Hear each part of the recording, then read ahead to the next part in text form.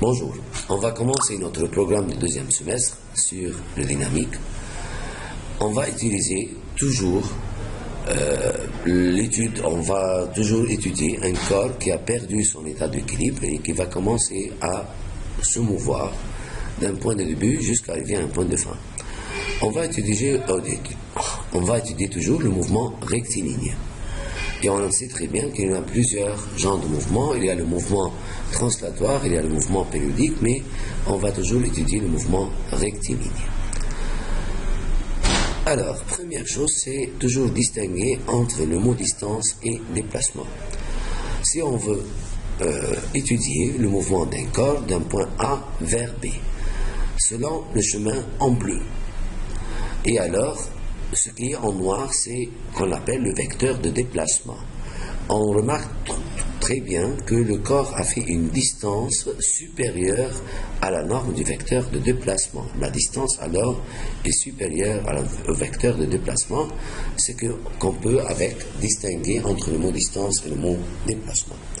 Si on va considérer qu'un corps qui va faire un mouvement du point A jusqu'à arriver au point B, et puis il va arriver au point de fin jusqu'à C. De A à B, il a fait 4 km, de B à C, il a fait 3 km, considérant que la direction entre les deux directions AB et BC, c'est un angle droit, et alors AC, comme distance, est égal à 5 km. Alors, c'est la distance parcourue ici, c'est 4 plus 3 km, mais la norme du vecteur de déplacement est égale à 5 km, et comme ça, on remarque qu'il y a une grande différence entre la distance et le déplacement. Continuons encore à savoir le sens du mot vecteur de position.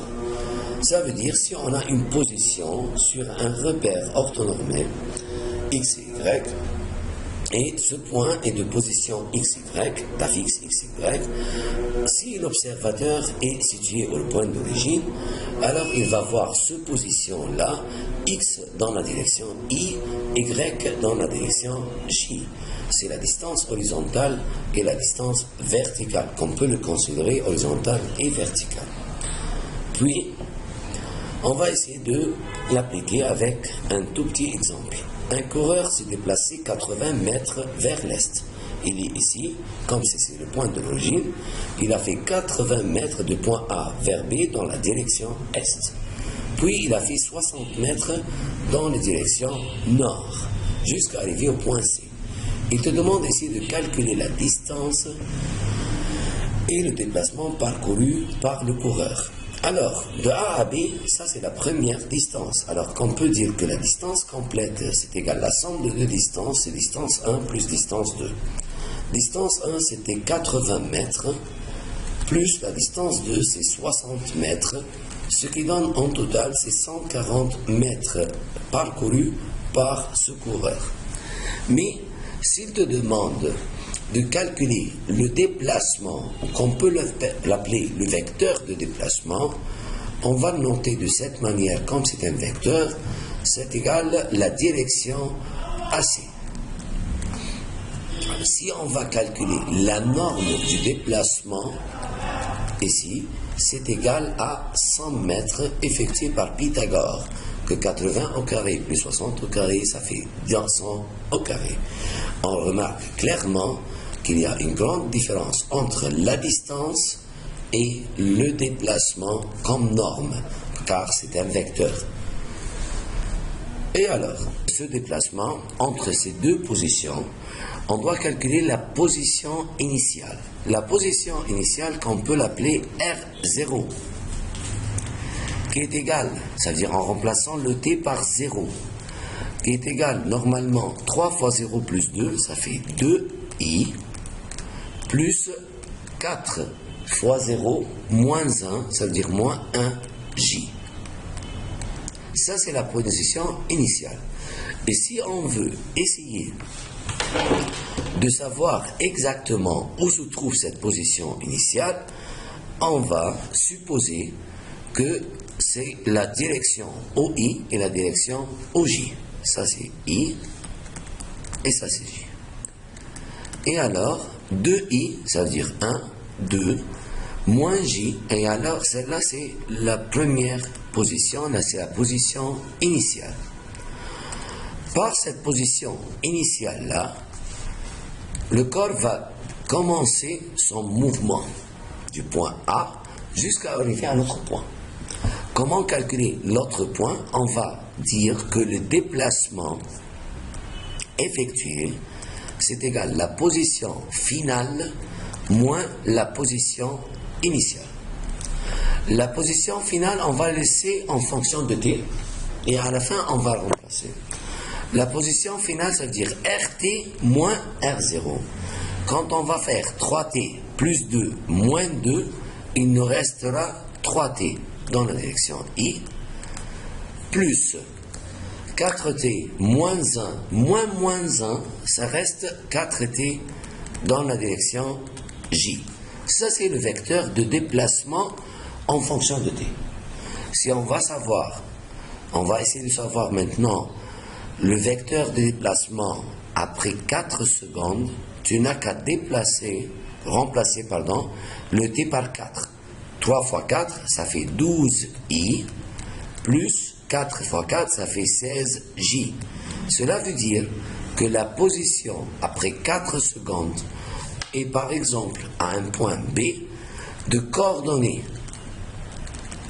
12 dans la direction I et 16 dans la direction J, et ce vecteur représente le déplacement effectué. Si on veut calculer le déplacement comme vecteur, tu n'as qu'à faire racine carrée de 12 au carré plus 16 au carré, ce qui donne 144 et 256, ça fait 400 dans la racine carrée, c'est 20 unités de longueur. Ça veut dire que la longueur de ce vecteur est égale à 20 unités de longueur. Alors, quand il va te donner une position initiale, tu n'as qu'à calculer le déplacement qui est égal à la position finale moins la position initiale. La position initiale, toujours, on remplace le temps par 0. Ça veut dire que le corps n'a pas commencé son mouvement. Et après, on a une expression en fonction de temps. En remplaçant le temps par la valeur donnée, on aura le vecteur de déplacement. Et comme ça, on a le déplacement du point A vers le point B. Ça, c'est la position initiale. Ça, c'est quand le temps est égal à 0. Et ce point, c'était quand le temps est égal à 4 secondes. Et on a trouvé comme ça la norme du vecteur de déplacement. On s'avance un peu. Alors, l'intensité de la vitesse moyenne. Pour calculer la vitesse moyenne ou l'intensité de la vitesse moyenne, on calcule la distance totale parcourue sur le temps total, inclus le temps même de repos. Et alors, si on veut essayer de voir un exemple sur ça, considérons un corps qui a fait une distance de 4 km, disons, en 1 heure. Et après, il a fait une autre distance de 3 km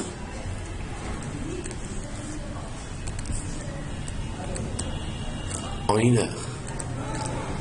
On dirait que le point de départ, c'est le point A vers le point B, et après il a fait du point B vers le point C. Et alors, pour calculer la vitesse moyenne, on va faire la distance totale, c'est 7 km en 2 heures. Ce qui fait 7 sur 2 km en heure. Pas mal. Ça, c'est comme ça, on va calculer la vitesse moyenne, c'est la distance totale, c'est le temps total. Mais si on veut prendre le même exemple, là,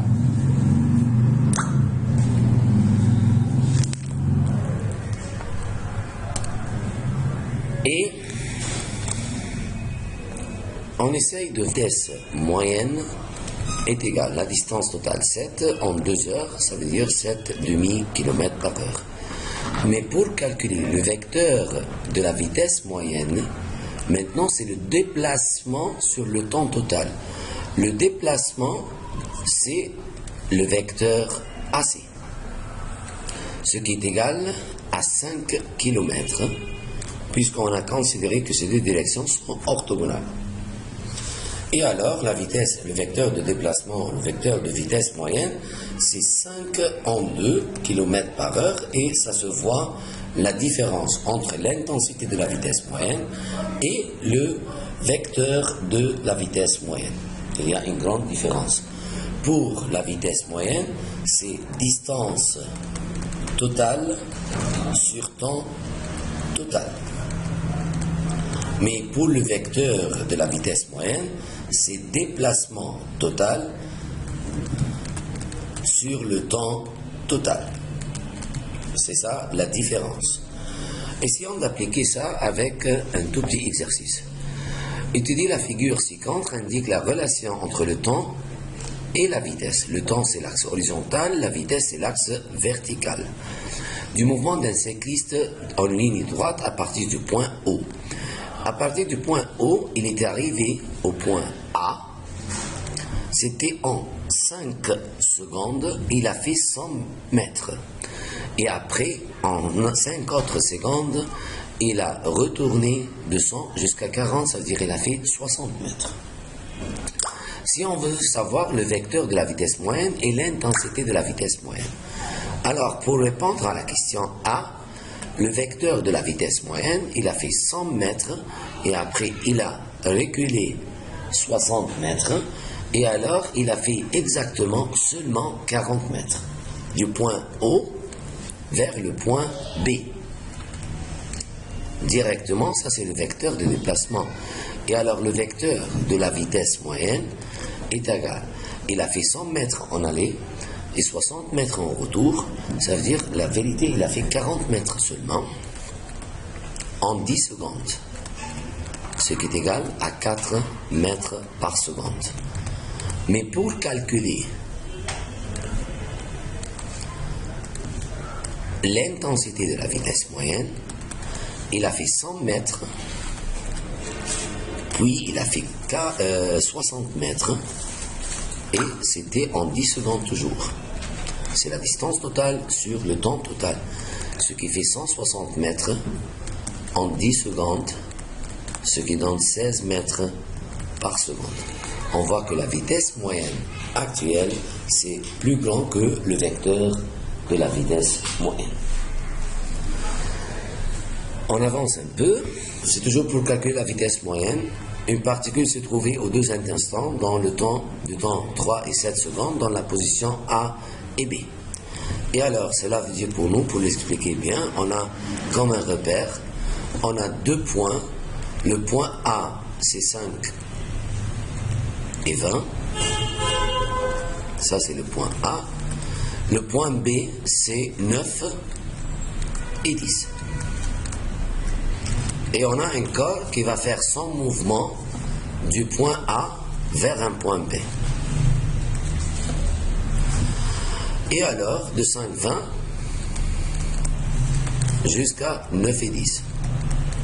Ça, c'était à 3 secondes, et celle-là, c'était à 7 secondes. Ce qui veut dire que le chemin a duré 4 secondes. Il nous demande de trouver le vecteur de vitesse moyenne de la particule. Le vecteur de la vitesse moyenne, pour se rappeler, c'est égal le déplacement effectué sur le temps total. Le déplacement effectué, on peut le calculer par Pythagore. C'est racine carrée, la différence des abscisses au carré, 9 moins 5, 4 au carré, plus la différence des ordonnées au carré, c'est 10 au carré. Pour comprendre très bien, comme on a calculé, ça c'était le mouvement horizontal de 4 unités, le mouvement vertical de 10 unités, et alors on a calculé par Pythagore cette quantité, c'est le déplacement. Et tu n'as qu'à trouver ce déplacement est égal à combien comme norme, et tu vas le faire avec, tu vas le diviser par le temps coulé entre les deux points, c'est le 4 secondes. Alors tu divises par 4 cette expression qui est égale normalement, si tu veux l'exprimer, 4i moins 10j. Ça c'est le vecteur de déplacement qui est égal i moins 5 demi j. Et pour calculer la norme, tu n'as qu'à faire racine carrée de 1 au carré plus 25 quarts, et comme ça, tu vas trouver la vitesse moyenne. Alors, la norme, la direction, c'est, si tu veux le faire, avec tangente, chiffre tangente de y sur x, c'est 5 demi, moins 5 demi sur 1. Et comme ça, tu trouves la direction. La direction, ça se voit, c'est entre la direction est, cet angle-là, c'est un angle dans le 4e cadran, c'est un angle dans le y c'est négatif et le x c'est positif. Et comme ça, on a trouvé la direction et la norme de la vitesse moyenne.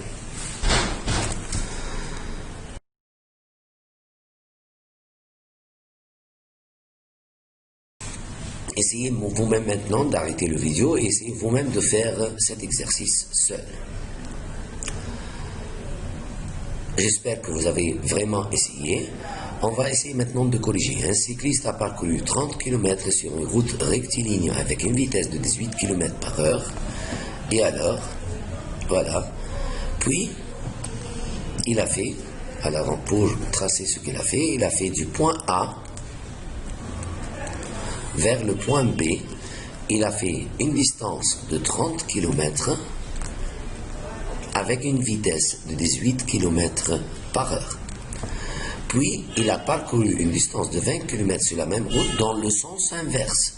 Le sens inverse est le sens contraire, ça veut dire il a reculé du point B vers un autre point qu'on peut l'appeler par exemple C.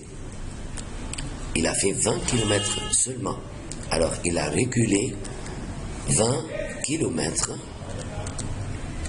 pour arriver au point C, sur la même route dans le sens inverse, avec une vitesse de 15 km par heure.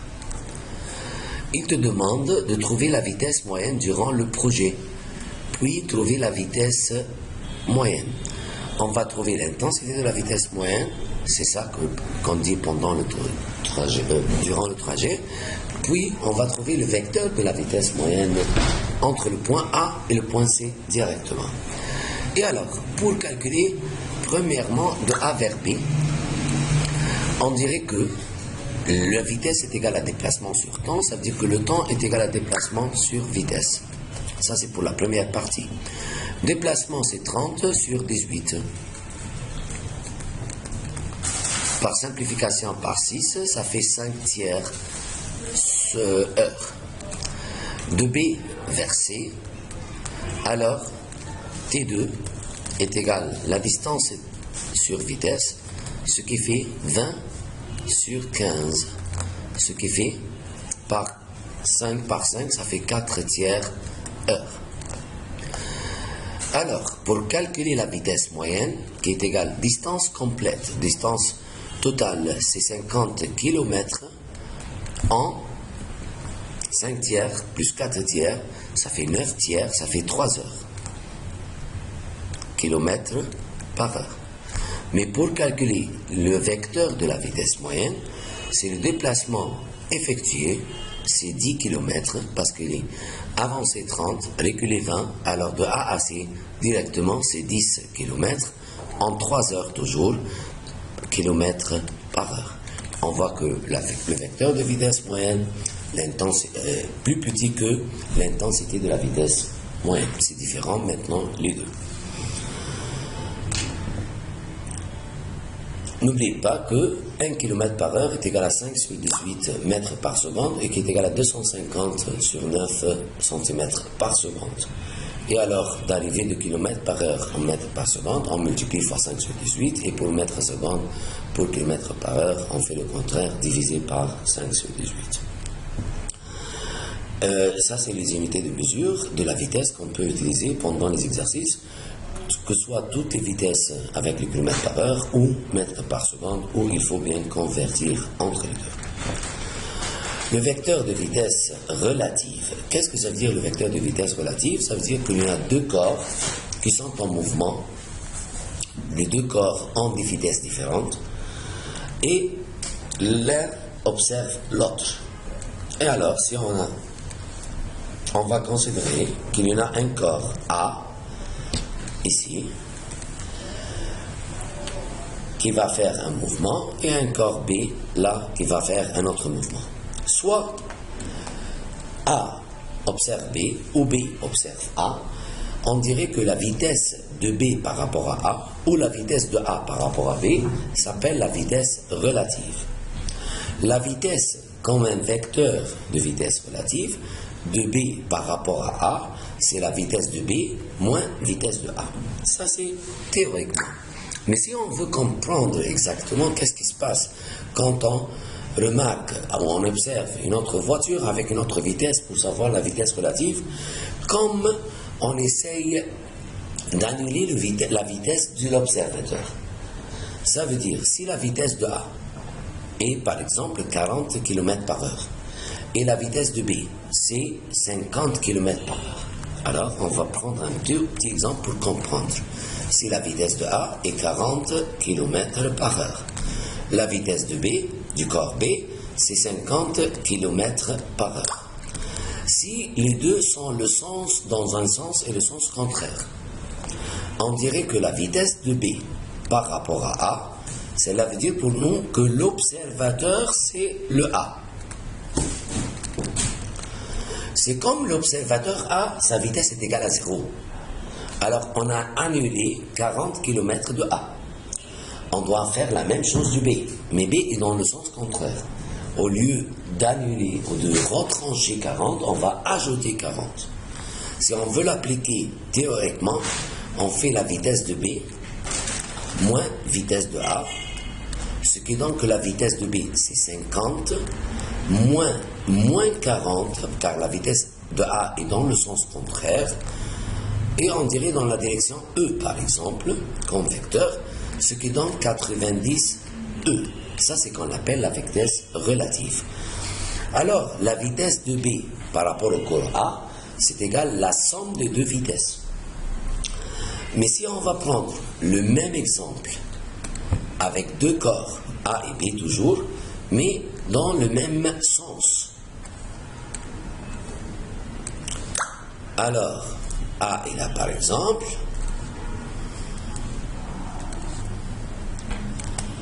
qui a une vitesse de 40 km par heure. B est là par exemple, il a une vitesse de 50 km par heure. Les deux sont dans le même sens cette fois-ci. Et si on veut calculer le vecteur de vitesse relative de B par rapport à A, c'est égal toujours la vitesse de B moins la vitesse de A. Mais cette fois-ci, les deux vitesses sont dans le même sens.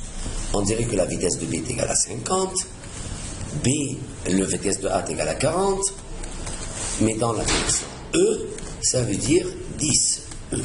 Cela veut dire pour nous que la vitesse de B par rapport à A, il lui apparaît que le corps B fait un mouvement avec une vitesse de 10 km par heure. C'est la différence entre les deux vitesses.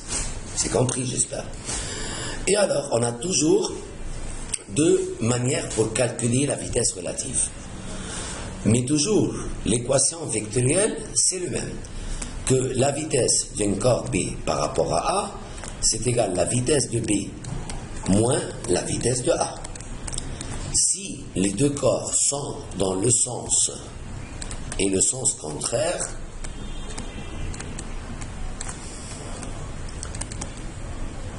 on dirait que la vitesse de B par rapport à A, c'est égal à la vitesse de B plus vitesse de A dans le sens I par exemple, E n'importe quoi. C'est un vecteur unitaire. Mais si on parle dans le même sens, les deux ont le même sens, on dirait que la vitesse de B par rapport à A, c'est égal à vitesse de B moins vitesse de A dans la direction E. J'espère que c'est facile à appliquer. Alors, ça c'est pour appliquer l'exercice de la vitesse relative. Une voiture roule sur une route rectiligne avec une vitesse de 80 km par heure. Si une moto roule sur la même route avec une vitesse de 50 km par heure. Alors, on a deux données jusqu'à présent. La vitesse de la voiture, on va le considérer V1, qui est égal à 80 km par heure. La vitesse du moto, qu'on va le considérer V2, qui est égal à 50 km par heure.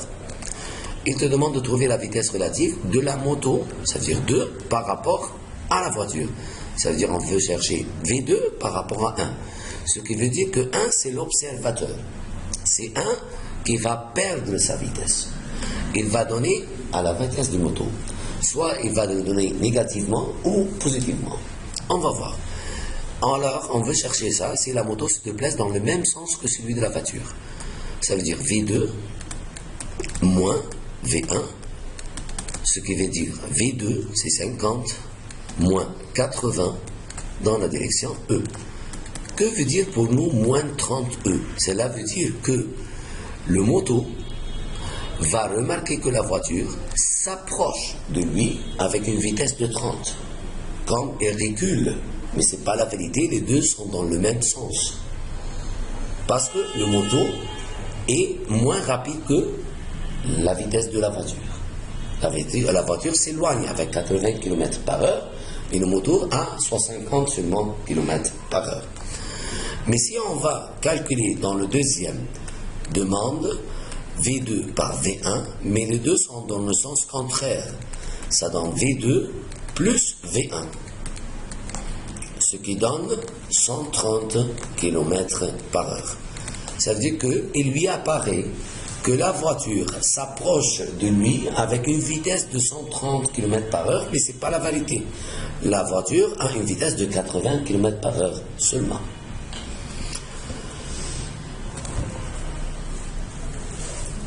Un autre exercice, alors vous pouvez vous-même essayer, c'est exactement le même. Une voiture roule avec 72 km par heure, l'autre, le moto, roule avec 88 km par heure. On veut calculer dans les deux cas si les deux sont dans le même sens ou dans le sens contraire.